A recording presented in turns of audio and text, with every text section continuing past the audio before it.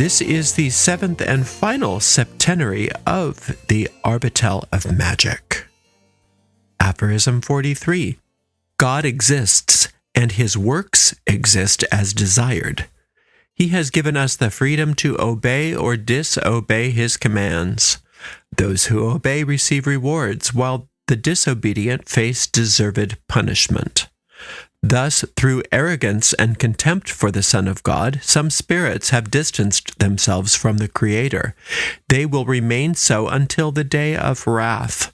Although they have abandoned the highest power in creation, they still possess limited power, which is constantly under God's control. Therefore, a magus of God, a wise person fashioned by God, is guided toward eternal good in small and large matters. Satan's power is excellent due to people's great sinfulness.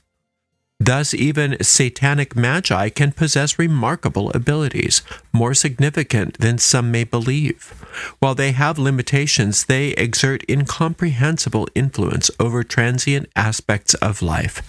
These stories are well documented in antiquity and continue to occur today. Each form of magic pursues its own goals. One leads to eternal good, appreciating temporary benefits with gratitude. The other is less concerned with the eternal, seeking satisfaction in material and unrestrained pleasures, disregarding God's favor or wrath. Again, just always remember this came from the 1500s. So we have to extract the wisdom from the septenary. It starts out by just saying God exists. And his works exist as desired, meaning God's will is God's will, and nothing can change that. And everything that God does, infinite intelligence does, is infinite, and it is, and nothing can go up against that. It says to obey or disobey the commands. We have free will. We can either go along with what we call the true will, the will of our soul, or we can go along with the will of our ego minds that always want to carve out a false sense of autonomy and understanding the difference between autonomy and individuality here. So individuality is what our soul is because we were created unique and individual. We each are like a thumbprint. Nobody is like us. But autonomy is as if we can exist all by ourselves, like the leaf cut off from the vine. Those who obey receive rewards, while the disobedient face deserved punishment. Deserved punishment meaning that the stove being hot is sufficient to burn your hand. It's not that infinite intelligence is saying, you disobeyed me, therefore you will be punished. Everything is set up so that when you are going with the flow of infinite intelligence, all you have is good upon good, success upon success, glory upon glory. When you decide to move away from the flow of infinite intelligence and do your own thing separate from infinite intelligence, that is like touching a hot stove, and you get what you get. Thus, through arrogance and contempt for the Son of God, some spirits have distanced themselves from the Creator. The Son of God is you. It's all of us as a unity. The child of God, in Christianity, they call it the only begotten Son of God. What that means is the unity of who we are as the divine child of infinite intelligence. We are all part of it. Every single one of us is part of that singular soul. And within that singular soul, each of us has our very own unique identities and our own unique functions within that soul. And it's all very wonderful. Through arrogance and contempt for the Son of God, meaning when a spirit wants to say, no, I want to do things my way, that is the same thing as a cancer cell wanting to say, I want to do things my way. And then a malignancy develops within an organ in the body. And so it says they will remain so until the day of wrath. The day of wrath is not something that happens in the future. The day of wrath happens when the healing occurs. So if there is a perceived malignancy within the child of the infinite, then when the healing occurs, that means that we wake up to the truth that there can't be a malignancy. When we wake up to the truth, then all is set aright. That's what the day of wrath is. And it's only wrathful from the point of view of the malignancies, which don't really exist because those are illusory. Although they have abandoned the highest power in creation, they still possess limited power, which is constantly under God's control. No matter how much you or any spirit that is created by infinite intelligence, no matter how much we try to prove to ourselves in the universe that we are not good enough, or that we are bad, or that we are separate and distinct from infinite intelligence, we can't undo the fact that we were created by infinite intelligence. So we always have our soul's power, even if we are at odds with our soul. Therefore, a magus of God, a wise person fashioned by God, that's what you are as a magus, is guided toward eternal good in small and large matters. So instead of thinking all by yourself, you allow yourself to be guided. See, if you as a magus understand, I don't understand anything all by myself, that's what gives you wisdom. That's what gives you power.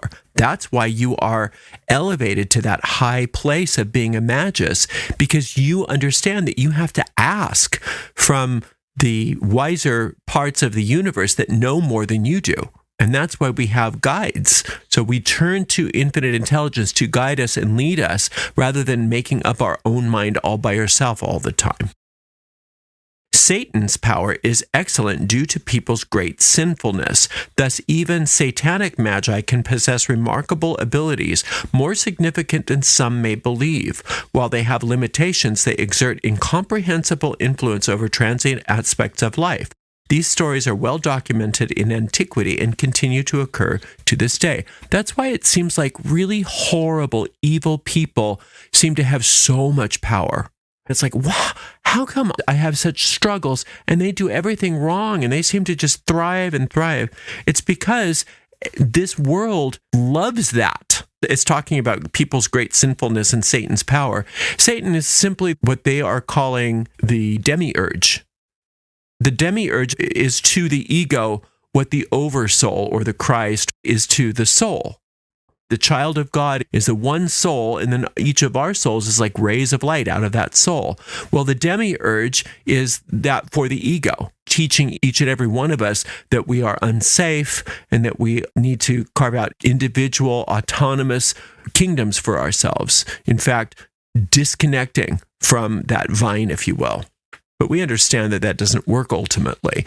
But within the illusion, since everybody's doubling down on separation, we are living in a world where we think that separation is power. And then it appears as though people who are committed to all of that demiurge and ego mind are more powerful. But that's a big, huge illusion. So don't fall for it.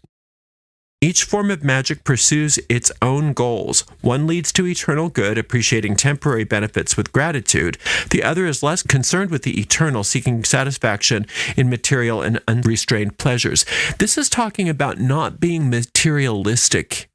When you let go of material possessions completely in your mind, and you realize that everything is owned by spirit, you don't own a thing.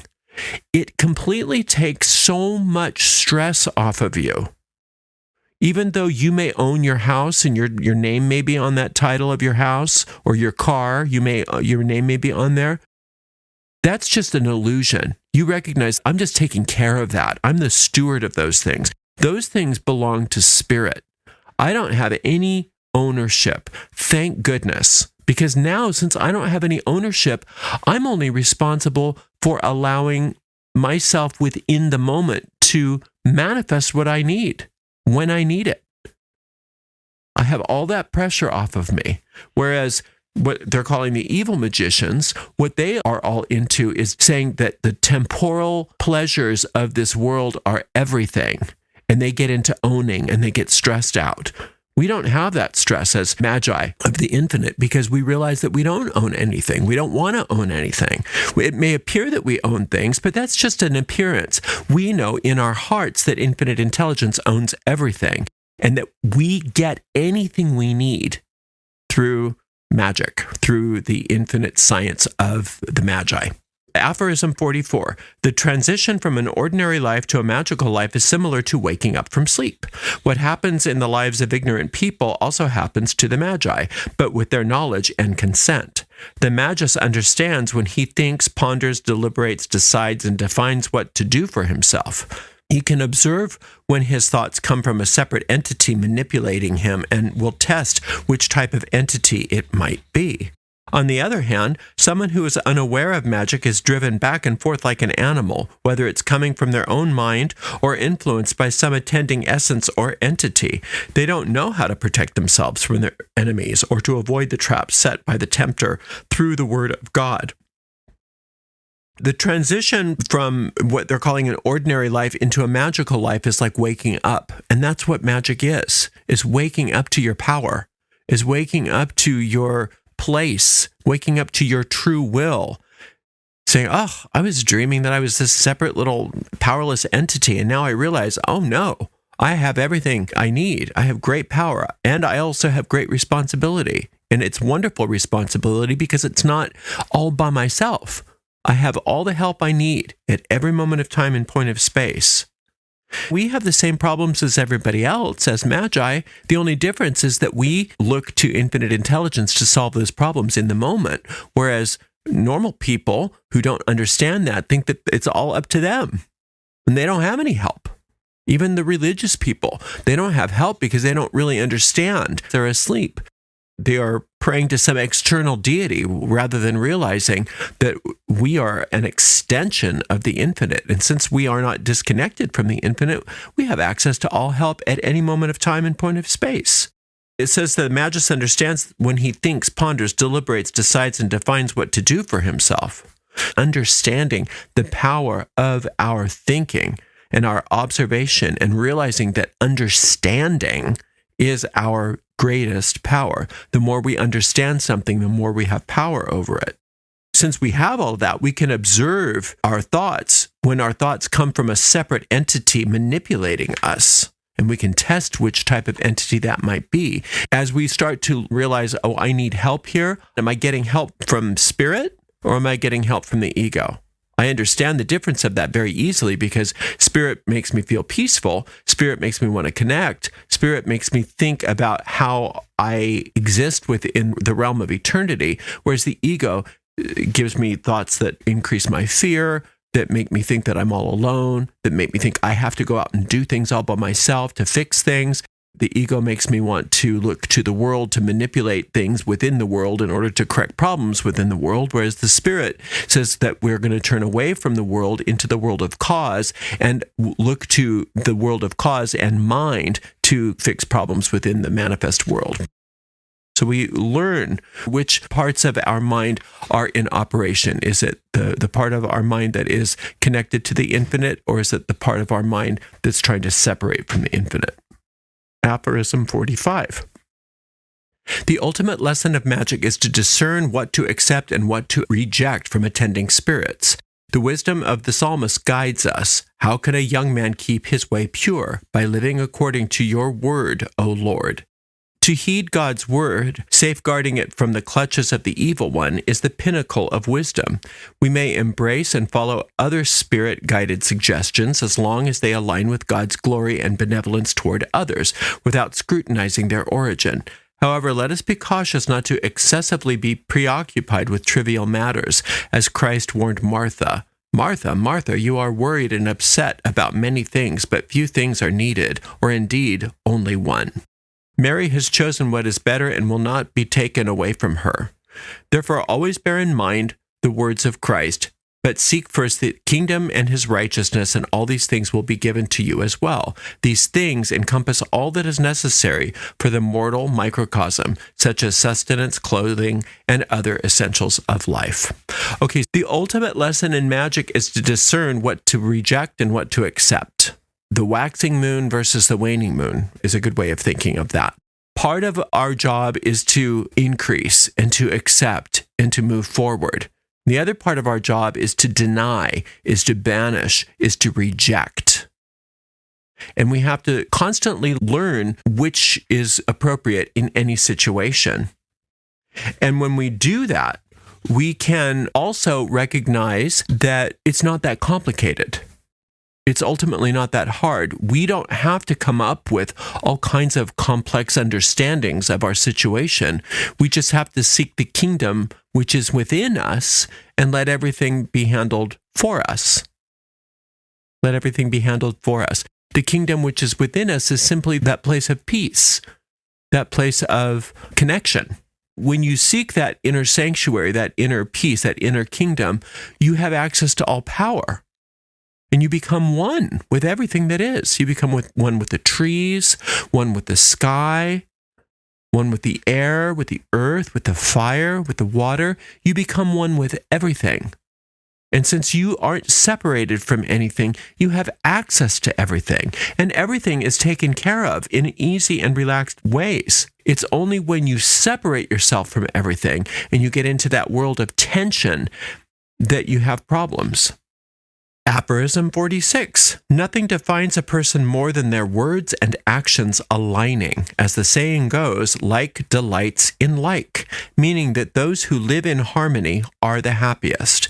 They are accompanied by sacred angels who protect them. On the other hand, individuals needing more consistency and stability, who are as unpredictable as a dry leaf blowing in the wind, are avoided. From this observation, we derive the 46th aphorism. The spirits we attract reflect the nature and quality of our lives. It is wise advised not to overreach our capabilities, as it may attract malicious spirits from distant lands who will make a mockery of us and lead us to ruin.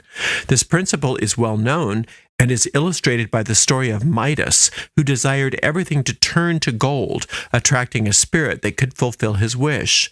Only by divine intervention was he spared from starvation. If people carefully consider this principle and do not dismiss stories like Midas as mere fables, they would be more mindful of controlling their thoughts and emotions, avoiding constant vexation by unrealistic aspirations. Therefore, let us attentively repel presumptuous thoughts while preventing them from taking root in an idle mind devoid of divine wisdom. So this whole aphorism is based on the idea of you attract the kind of spirit that you are. What you contemplate and the kinds of emotions and thoughts and attitudes that you harbor denote the kind of spirits that you attract. And the spirits in this case are referring to the powers that can manifest for you. The powers that can manifest for you. And so when it's saying that you have to be careful of avoiding constant vexation by unrealistic aspirations, take that story of Midas. He wanted wealth so badly that he wanted everything he touched to turn to gold.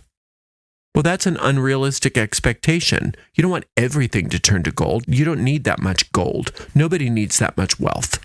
When Midas attracted that spirit said, okay, everything you touch turns to gold.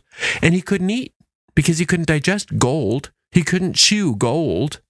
He couldn't swallow gold. Gold was not going to nourish him, so he was going to starve. The greed of wanting more than you need isn't a sign of prosperity, it's a sign of poverty. But when you are finding that kingdom within you, that kingdom of peace, and controlling your thoughts and your emotions, and learning that you do have power over what you think, and the emotions and the attitudes that you conjure, you do have the ability to reject certain thoughts and certain emotions and conjure and encourage other thoughts and emotions and attitudes. Since you do have the power over your mind and emotions, ultimately, you have power over the kinds of spirits that are attracted to you. So that is how you have control over the manifestations in your life. Not necessarily by saying, I want this and I want that and I want this and I want that, but having within you this desire to help, this desire to heal, this desire to connect, this desire to be at peace,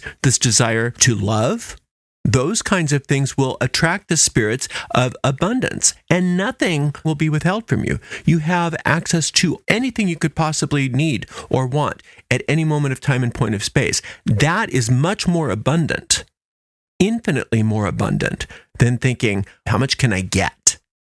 Very, very different. Aphorism 47.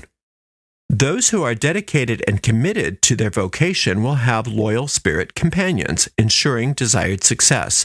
If you possess some knowledge of magic, these companions may reveal themselves, engage in friendly conversation, and assist according to their nature and purpose. The good ones bring about positive outcome and gain, while the evil ones cause loss and ruin. Such examples can be found throughout history and occur daily. For instance, Theodosius' victory over Arbogast exemplifies the good, while the haunting of Brutus by Caesar's guardian spirit led to his self-inflicted death for murdering his country's father and his own father. All magic manifests a particular kind of spiritual essence inherent in nature. As evidence, Hesiod clearly states in his Theogony that the 9 muses are associated with 9 different forms of magic.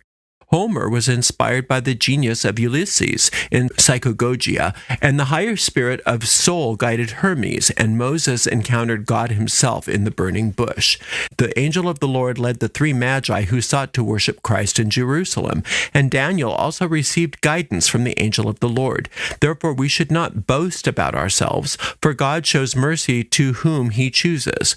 Through this spiritual destiny, all forms of magic originate and eventually return, whether good or bad. For instance, Tagus, the first teacher of magic to the Romans, seemingly emerged from the ground, and the cult image of Diana in Ephesus is said to have fallen from heaven. Similarly, Apollo and the various religions of the Gentiles draw inspiration from these same spiritual sources, and the beliefs of the Sadducees are not mere human inventions. So he's talking about all kinds of different expressions and manifestations of the basic principle that those who are dedicated and committed to, it says their vocation, or the vocation of magic here, are going to have loyal spirit companions ensuring desired success. Any vocation, whether it's music or art or science or accounting or any vocation, whatever it is, when you are really committed to it, you will have loyal companions. This all occurs on the invisible plane. These are thought vibrations, these spirits are. Some of those thought vibrations or spirits are there to assist you. Some of those thought vibrations are not there to assist you. They are there to trap you. Why? Because of the kinds of thinking that we have become accustomed to indulging in here. When we have thought systems within our mind that are committed and dedicated to autonomy and separating ourselves from infinite intelligence and saying, I'm going to build my own universe, my own way, and I don't care about fulfilling my function as a soul, then we get different results than if we recognize that whatever our vocation happens to be, it's simply a vehicle for us to complete our mission here, to complete our function here. And each one of us has a different version of that function and mission, but it's always the same: to be a light to the world. To be a light to the world, to bring good to the world, to help people to find their way, rather than to help people to sever their way. It's important to understand that even though when you are committed to an activity, or when you're committed to anything, be it magic or any other vocation, that commitment will call forth to you helper spirits. But it's the bottom line motivation of why you're doing what you're doing that will determine whether those helper spirits are helpful ultimately or harmful. So ultimately, you have to get clear on what your ultimate goal is. If your ultimate goal is to serve, and people think that's such a dirty word, I'm going to serve the spirit, but that's the only thing that can bring you happiness and joy here. It's not a horrible, dirty thing to do. To serve the spirit simply means to embrace your true will, to be here to do what you're here to do, to use your talents to their fullest extent. But if you have that bottom line goal to find separation and to do things all by yourself and to hoard wealth or hoard knowledge or hoard whatever, all for your own personal use, then you're going to attract spirits that are ultimately not good for you or for anybody. Aphorism 49. The conclusion of this isagoge, or introduction, reiterates the belief in one God, the source of all good, and emphasizes that disobedience to God's will and commandments is the root of all evil.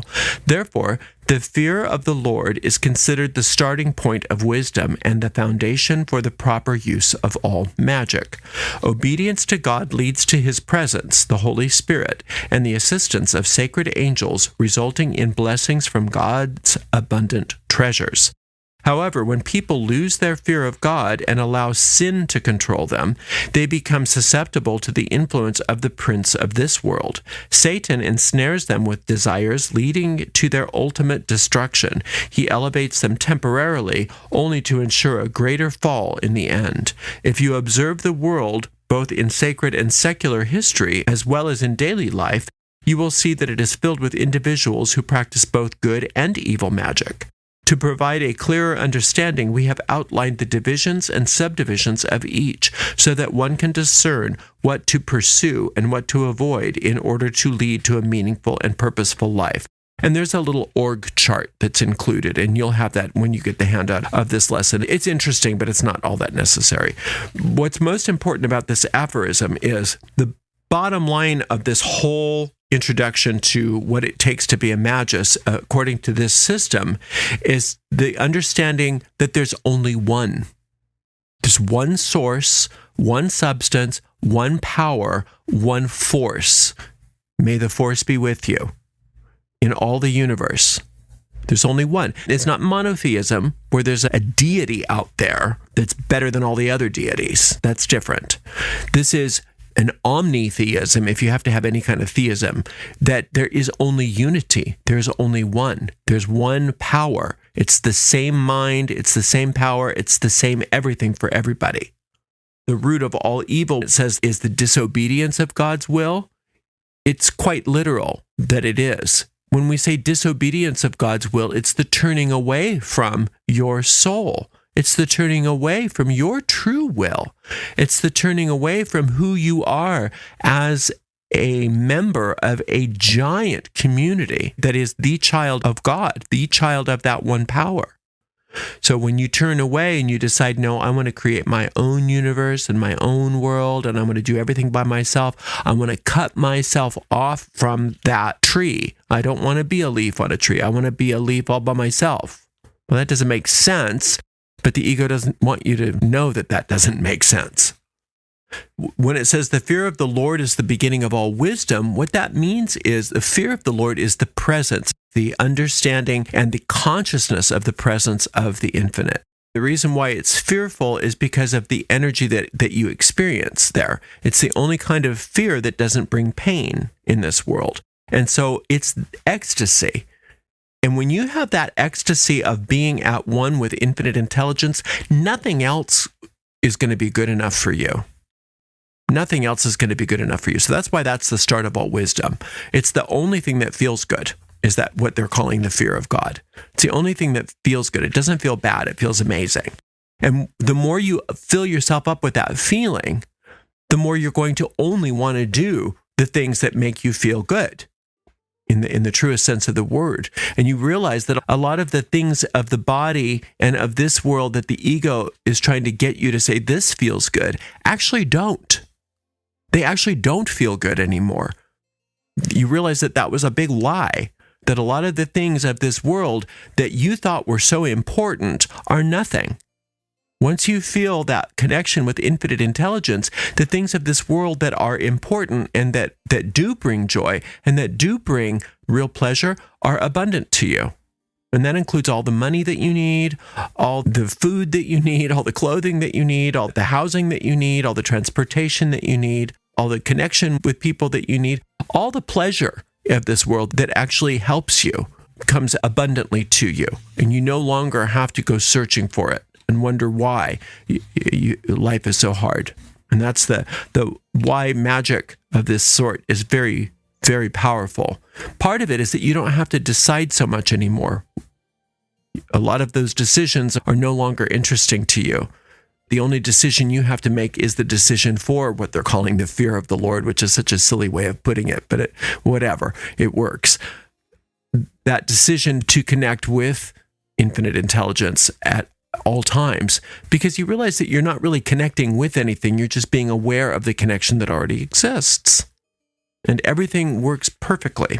It says, if you observe the world both in sacred and secular history as well as daily life, you will see that it's filled with individuals who practice both good and evil magic. Evil magic simply is this idea that the world itself is going to bring you more pleasure than infinite intelligence. Evil magic is superstition because you think that doing things in the world is somehow going to change the world. Whereas if you do things in the world of spirit, the world changes immediately to reflect those things. And that is the essence of magic, to find those areas within yourself wherein your will can have influence over things in the world. And your will, when it's your true will, it's your soul's will. And your soul's will is simply the function that you naturally have that was given to you at your creation. And so this function is the only thing that you ultimately want. And when you choose for that, everything takes care of itself. That's that kingdom of heaven within you, because you're living in peace and plenty and abundance and opulence at all times. You don't have to worry about only having enough to survive, because you've been given the keys to the entire kingdom, which means you have access to everything. Everything. So it's so much that you could never even conceive of owning it. So the whole idea of ownership is out the window, and then you just have access to the entire treasury. And that's when things really take off, and everything gets to be so much more fun. All right, so that's it for the Arbatel of Magic. I hope you've enjoyed this course. Thank you so much for spending time with me and going through this course with me. I hope it's been as enlightening for you as it always is for me. Until next time, blessed be.